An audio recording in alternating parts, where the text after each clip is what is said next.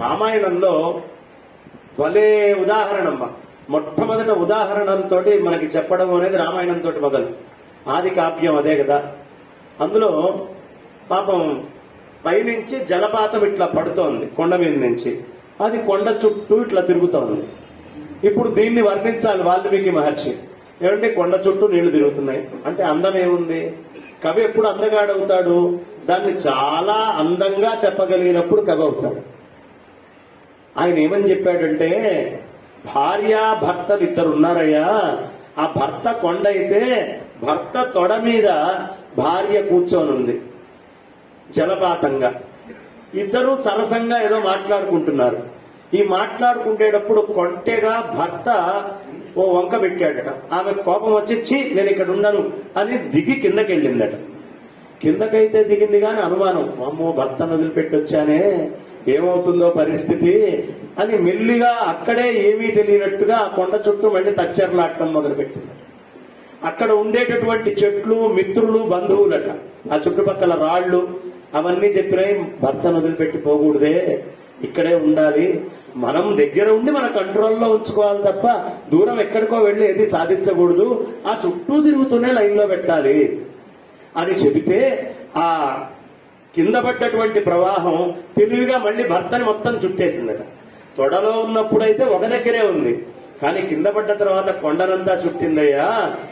అదే స్త్రీ శక్తి యొక్క మహాత్మ్యాన్ని మొట్టమొదట వాల్మీకి రామాయణంలో వర్ణించేటప్పుడు శక్తి కమ్ముకుపోతుంది.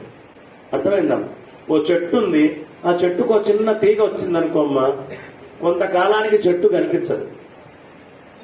అది ఎంత పెద్ద మొద్దుదైనా, ఎంత పెద్ద బలం ఉన్నదైనా, ఎంత బలిష్టమైందైనా ఈ తీగ దెబ్బకి అసలు చెట్టు ఏమిటనేది అర్థం కానంత చుట్టేసుకుంటుంది. స్త్రీలకి ఆ శక్తి ఉంటుంది. వాళ్ళు ఏ విషయాన్నైనా పూర్తిగా అలా చుట్టుకొని లోతుల దాకా అసలు మూల విషయాన్ని మొత్తాన్ని కాపాడగలిగేటటువంటి శక్తి. ఆ లతే ఆ చెట్టుకి రక్ష. ఆ లత ఎప్పుడూ అలా ఉండాలి. అందుకనే శంకరాచార్యుల వారు శ్రీశైలం వెళ్ళినప్పుడు ఆయన శివానంద లహరిలో అద్భుతంగా ఆ తెల్ల మద్ది ఆ అర్జున వృక్షానికి మల్లె తీగ ఎలా చుట్టుకోనుందో పార్వతీ అమ్మవారు ఈ పరమేశ్వరుణ్ణి అలా చుట్టుకోనుందయ్యా అని 50వ శ్లోకంలో చాలా విశేషంగా వర్ణన చేస్తారు. కాబట్టి శక్తి చాలా గొప్పది. శక్తిని ఎప్పుడు మగవాళ్ళైనా సరే నిర్లక్ష్యం చేయకూడదు. అనేక రకాల హావభావాలు ఉంటాయి.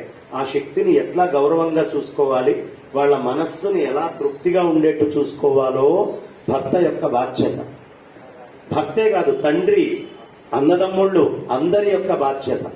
ఒక్కసారి గనక బాధ్యతాయుతంగా కొంచెం జాగ్రత్తగా స్త్రీని ఎవరైనా చూసుకుంటే ఆ స్త్రీ ఆ కుటుంబాన్ని, ఆ మొత్తం వ్యవస్థని కంటికి రెప్పలాగా కాపాడగలిగేటటువంటి సమర్థత ఉన్నదవుతుంది.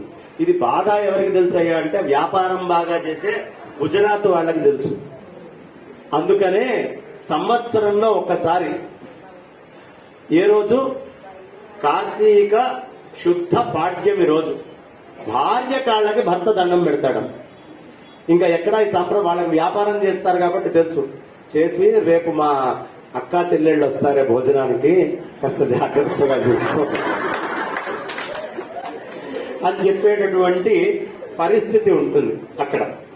కాబట్టి శక్తిని జాగ్రత్తగా చూసుకోవాలి, అది గుళ్ళో అయినా ఇంట్లో అయినా.